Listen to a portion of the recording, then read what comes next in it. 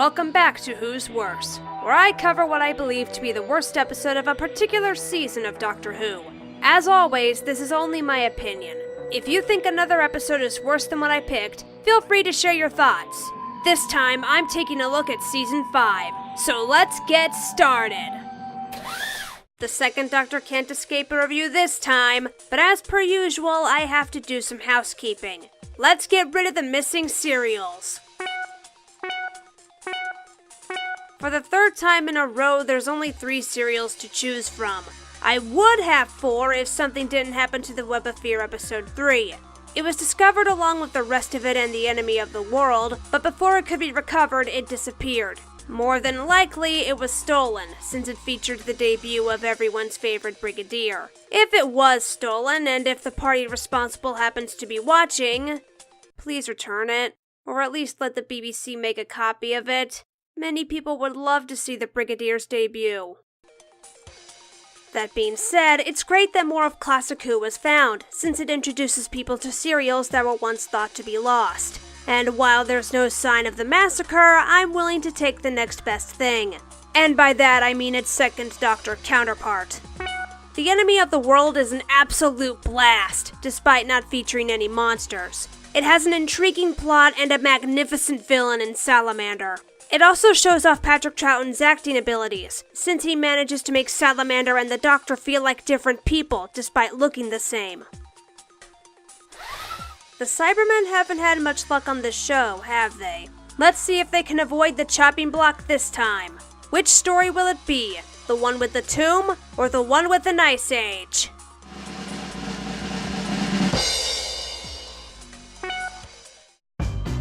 Congratulations, you rusty pile of scrap metal! You're up for review today! Why do I feel like I'm committing sacrilege? Well, while I work out that uneasy feeling, I suppose now's a good time to talk about the writer behind the first 3 Cybermen stories, Kit Pedler. During the 1960s, he was brought on by Innes Lloyd to bring some hard science to the show. His first contribution was an outline for the War Machines, but his second was far more important. Pedler had an interest in the medical advances at the time, but he also feared where they could lead. Alongside Jerry Davis, they took those concerns and used them to create the Cybermen, the creatures that would become one of the more popular monsters in the Doctor's Rogues Gallery. The Tomb of the Cybermen turned out to be the last story he wrote for the series, though not his last contribution. After this, he would provide outlines for The Wheel in Space and The Invasion. However, this serial suffered the same fate as many other stories, and was wiped sometime before the junking stopped in 1978. It was lost for several years before it was discovered in Hong Kong in 1991, and got a VHS release the following year. Since then, the serial has been used to represent the second Doctor era, twice, but like before, I have to ask, does this serial stand up against the test of time? Let's find out as I explore the frigid tomb of the Cybermen. We open right where the previous serial left off, with the Doctor showing new companion Victoria his home. By this point, Ben and Polly have left, but don't worry, Jamie is here to keep you happy. He debuted in the Highlanders and has stuck around ever since, and will stick around, since he doesn't leave until the very end of the second Doctor's tenure. Victoria, meanwhile, showed up in The Evil of the Daleks. Much like Vicky, funny how they have similar names, she has gone through some horrible events, like her father being murdered. Little wonder why she's traveling with the Doctor now. But surprise, Jamie and Victoria's debut stories are missing, along with the latter's departure story. All 3 are stories I'd love to see someday, especially the Highlanders. It features the Doctor banging a dude's head against something while pretending to be a German doctor, and he holds that guy at gunpoint later, while in disguise! Why does it have to be missing? It sounds awesome! Right, I need to get my mind off of that. While Jamie snarks about the Doctor's driving skills, we're taken to the planet Telos, where a group of people are searching for the resting place of the Cybermen. And how do they go about finding this tomb? By blowing things up. In their excitement, they fail to notice the music trying to warn them about how dangerous that tomb is. Captain here offers 50 pounds to the first person who opens the doors. There's just one problem. That money isn't going to help when you're electrocuted to death. The shock of witnessing someone die doesn't stop them from hearing the TARDIS land nearby, and before long, the Doctor and company get wrangled into this mess. We're searching the universe for the last remains of the Cybermen. Cybermen? Since the Cybermen are involved, the Doctor refuses to leave, much to the dismay of his companions and this guy named Klieg. Oh, I'll talk more about him later. After the Doctor makes sure the door is safe to touch, he and Jamie try to open it. They don't succeed, probably because they held it back with their feet. When the Doctor suggests that another party member, named Toberman, should give it a try, Captain objects, even though she likely saw those two touch the door earlier. Toberman proceeds to open the door with ease, either because he had more common sense, or he felt insulted when the Doctor suggested he couldn't do it. Either one works for me. Oh, and Captain owes him 50 pounds. Come on, let's go and join them. Fun fact, that's an ad-lib Patrick and Fraser planned in secret. I'm not really a shipper, but I can't help but wonder if this was the scene that launched the second Dr. Jamie ship. Anyway, welcome to the tomb! Pay no attention to the hatch and the obvious bad guys talking by it. Yes, Captain and Klieg are the other villains for this serial. I would have waited until later to bring that up, but their villainy will become increasingly obvious. The Doctor decides to help the expedition along by opening the other doors in the room, leading Klieg to question him. Oh, I use my own special technique. Oh, really, Doctor? And may we know what that is? Keeping my eyes open and my mouth shut. Oh, Doctor, you're going to be my saving grace in this. So the group splits up, because that's the most sensible thing to do in a place like this. Well, on the plus side, we get more snark from the Doctor towards Klieg. I love to see the experts at work, don't you? So let's see what happens when you split up a party, shall we? Klieg turns the tomb's power back on, thanks to the Doctor. Captain traps Victoria in a casket and almost kills her. And another member of the expedition is killed by a weapon. This is why you don't split up! Oh, and Victoria finds a mechanical caterpillar and puts it in her bag. Perry, aka the man in charge, decides to call the expedition off. But someone's damaged the rocket, effectively stranding the explorers on Telos. I say someone because earlier, Captain ordered Toberman away, and he's later seen leaving the tomb. It's the fuel pumps. Some character has balled up the lot. What? Or something? Yeah, it was clearly something, Doctor. It had nothing to do with the man giving a big, satisfied smile behind you. Since they're stuck there, Klieg rather smugly tells Perry that the expedition should move forward. Moments later, he fails to break the code to the hatch. Aw, what a shame, Klieg. I guess you're just gonna have to... Wait, Doctor, what are you doing? And here I was, hoping Klieg would be humiliated some more, but nope. The Doctor's sick of waiting, so down to the catacombs we go! Except for Captain and Victoria, they're staying topside. What a good idea that is. It should come as no surprise that Captain slips a drug into Victoria's drink. You know, if Victoria happened to be allergic to that drug, she could have died. Then again, considering Captain's behavior, I don't think she would have cared. The explorers eventually find the resting place of the Cybermen. The Doctor talks about their evil in a loud whisper. I guess no one hears him since he isn't questioned about that. Now that he's in the catacombs, Klieg decides to move forward with his plan. What is that plan? To release the Cybermen, of course! Why? You'll see. As the Cybermen free themselves, one explorer decides he's seen enough and tries to freeze them again. Tries to being the key phrase here. For the last time, I'm asking you to keep away from those controls. No!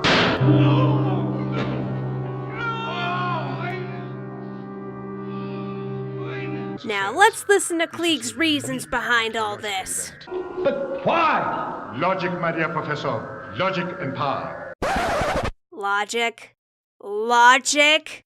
Did no one in your Brotherhood of Logicians do any research on the Cybermen? Did no one determine whether or not the risks of using the Cybermen outweighed the benefits? Are you, or anyone else in your group, aware of what they would do if they captured you? You call yourself a logician, but I know what you truly are. A madman without a lick of common sense. Before I lose my mind, let's go check on the girls. That thing! It's come alive! You are so simple. Oh wait, I forgot. Captain is a logician too, and she's not much better than Klieg. Whatever, just bring on the cute little equalizer Victoria brought. Welp, Victoria doesn't have a use for it. Time to get rid of it. For a girl that just came out of the 19th century, she's a pretty good shot. Back in the catacombs, the Cybermen release their controller, and Klieg goes on about how they should obey him because he released them. The controller quickly puts him in his place because guess what? The Cybermen planned all this! They wanted intelligent people to solve their puzzles and free them, and now they have the perfect minds within reach. With those minds, they'll be able to create a new race of Cybermen to take over the Earth. A shame that the explorers aren't about to lie back and get converted.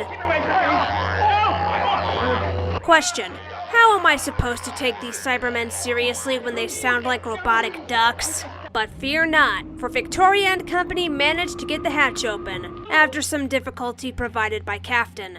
Everyone makes it out of the catacombs, except for Toberman as he got captured before he could reach the hatch. Unfortunately, this includes Klieg, who managed to sneak away from the Cybermen. You still think you can form an alliance with the Cybermen, Mr. Klieg? If I'd only been in a stronger position to bargain with them. Dude, you came this close to getting cyber-converted! How did that not convince you that you shouldn't bother with them?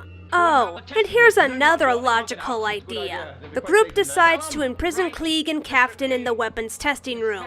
You know, the same place where a large weapon killed someone. I can't see this backfiring at all.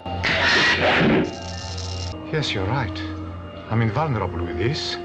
I shall be master. Well, would you look at that? Klieg's devolved into a megalomaniac. And even better, if Captain didn't suggest using the weapon as an advantage against the Cybermen, the power never would have gotten to his head. That face of hers at the end? That's the face of someone who realized far too late that they fucked up. The Cybermats are not pets. Do not treat them like they are. The Cybermen send their little pets up to the main room, where most of the group is asleep, save for Victoria, who's standing watch. And I'm going to be honest, I can't mock this scene. I can find stuff in other scenes to make fun of, but not this one. It's a very touching moment between Victoria and the Doctor. And this is followed up by the Cyberman attack. The sight of the small mechanical larvae is enough to freak everyone out. Watch as a grown man backs away from the main doors because of one Cybermat. You know, you could just kick them, or smack them. So how are they defeated? The Doctor surrounds the group with a cable that generates an electrical field strong enough to fry the Cybermats' minds. You might almost say they've had a complete mental breakdown. Ooh.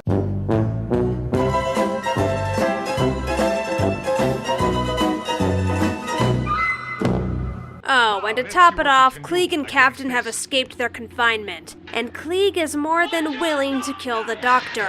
But since the second Doctor isn't due to regenerate for another season, he isn't dying here. Besides, that would be an awful way to go, getting shot by this asshat of all people. No, he's fortunate I spared him. You mean you missed him? Good. Now if everyone else could hurl insults at Klieg, that would be great. Klieg opens the hatch and calls for the controller to show up. Cool, now we can have the Cybermen go up to wreak some havoc. Or the controller can send all of them back to the tombs to rest. That's fine, I guess. He comes up with a partially converted Toberman by his side. The villainous duo manages to get Toberman back, but neither of them notice his cybernetic arm, even when it's in plain sight.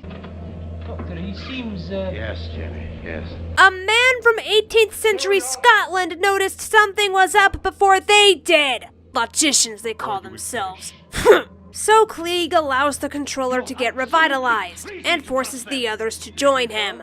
Except for Victoria, because clearly there needed to be a hostage in this situation. However, the controller runs out of power before he can reach the revitalizer.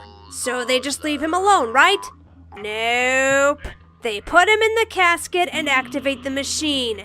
And even better, they tie the thing up with rope. Do they honestly believe that a flimsy rope like that will keep a Cyberman at bay? Because spoilers! Oh, the king of the beasts himself couldn't get out of that one. It doesn't! The controller sends some orders to Toberman, who proceeds to bash Klieg in the head. Unfortunately, the blow isn't strong enough to kill him. There is a silver lining to this, though. This is enough for Captain to abandon the Cyberman plot. It could be because Klieg got hurt, but considering she paid more attention to Toberman, I'm going to go with the possibility that realizing what happened to him was what caused her to change her mind. Sadly, Captain's change of heart isn't enough to save her from a smoky death. But while the controller's busy opening the hatch, the Doctor manages to appeal to Toberman's humanity. Result? Toberman curb stomping the controller.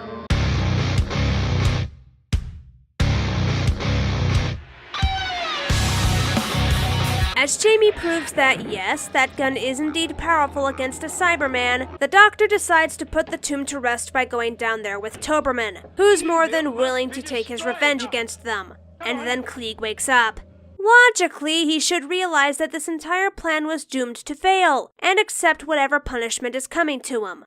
Instead, he takes the gun that Jamie just had to leave on the table and follows the Doctor and Toberman down to the catacombs.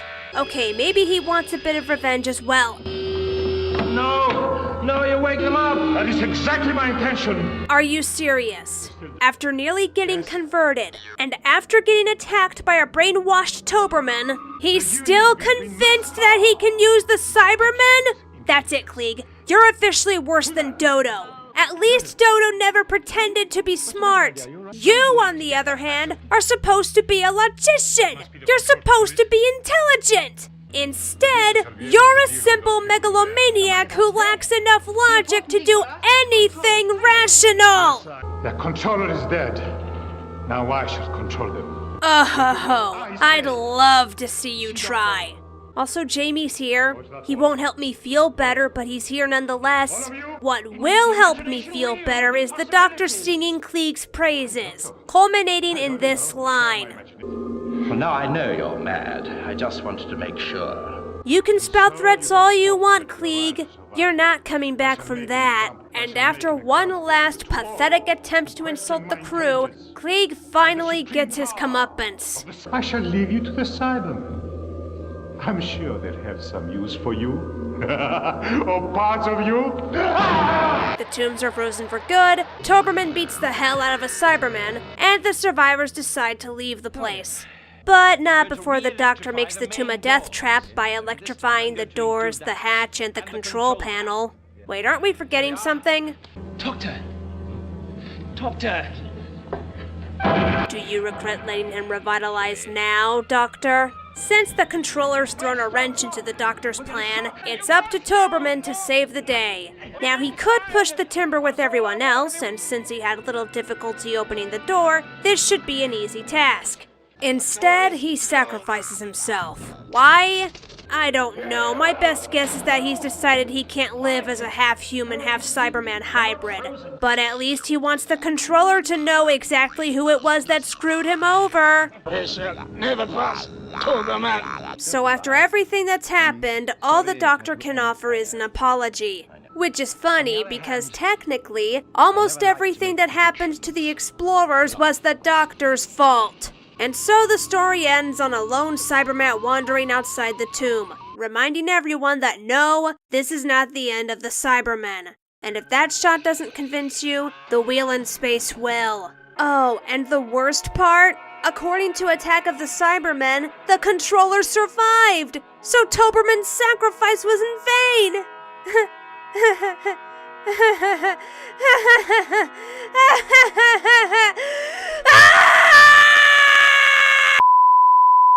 That was the tomb of the Cybermen, and... Gah! Let me talk about the positives first. The catacombs looked great. The scene where the Cybermen left their tombs for the first time aged surprisingly well. There was also the scene between the Doctor and Victoria. This was the first time the Doctor ever mentioned anything about his family that didn't involve Susan, and he chose to talk about that with Victoria. She just joined the TARDIS crew, and yet he cared about her enough to discuss that topic with her. It was a scene that tugged at my heartstrings and, I will admit, came close to making me cry. Speaking of the Doctor, let's discuss his actions. Originally, I was annoyed that he actively made things worse, and I was convinced that almost everything that happened in this story was his fault. However, another possibility reared its head. Perhaps the Doctor was doing whatever he deemed necessary to stop the Cybermen from escaping. The more I thought about it, the more it made sense. After all, the second Doctor was known for looking dumber than he actually was. Sure, he still did some questionable things, but he also nullified the electrical doors, got the hatch open, and manipulated Klieg several times. For the most part, it felt like he was a few steps ahead of everyone else. Unfortunately, there were two severe flaws that bogged the story down. A boring plot and bland or flat-out insulting characters. In terms of plot, the first 2 episodes were decent. The build-up to the Cybermen being released was good, as it involved the group learning about the dangers of the tomb, culminating in them going into the icy catacombs, where Klieg enacted his plan. However, it dragged during the last 2 episodes. The Cybermen hardly did anything outside of leaving and re-entering their tombs. Sure, they brought in the Cybermats, but they were easily taken care of. Even the controller doesn't do a lot on his own. He needed the group to revitalize him before he could do anything. They were a far cry from the Cybermen in the 10th planet. As for the explorers, I didn't really care much for most of them. The only names I could consistently remember belonged to the characters I actually cared about, them being Viner and Toberman. The former because I could relate to his meticulous nature, and the latter because I saw him as a quiet, prideful man who had quite a few hidden traits. At the very least, I liked him a lot more than either Klieg or Kaftan. Which reminds me, for people who claimed to be members of the Brotherhood of Logicians, the decisions those two made were anything but logical. Anyone with enough rationale would realize that dealing with the Cybermen wouldn't be a good idea, and surviving an encounter with them would convince them further. And while Kaftan did realize the error of her ways, that didn't make up for everything she did, especially since she was responsible for sending Klieg on a power trip. Speaking of Klieg, dear lord, insufferable would be an understatement here. This man was on par with Zaroff in terms of insanity, but at least I found myself enjoying Zaroff's madness. Everything Klieg did made me hate him even more, mainly due to the fact that he was supposed to be an intelligent villain, but his actions said otherwise. He started off well in the first 2 episodes, but much like the plot, he went downhill. Even after nearly getting converted, he got back on board with the original plan after some persuasion. He only got worse as he gloated about being invincible and called everyone stupid, to the point where I felt nothing when he finally died. I get it, I'm not meant to like the villain, but that doesn't mean I shouldn't care. There's a difference. Not liking a villain means you'll get some satisfaction from seeing their downfall.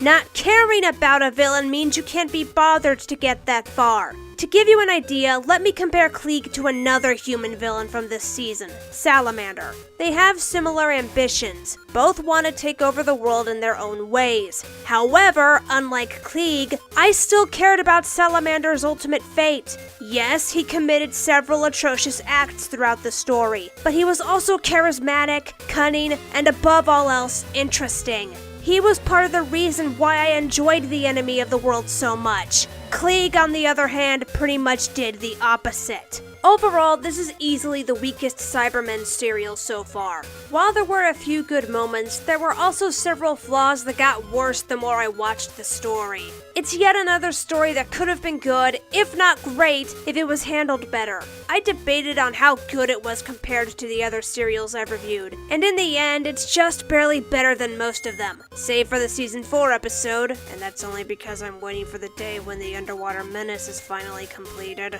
If you do watch this, be prepared for some mind-boggling moments of idiocy and quote-unquote logic. That's all for this episode. Next time, I'll cover what I think is the worst complete episode of Season 6. Will it feature the Cybermen again, some wannabe Daleks, or a triad of goodbyes?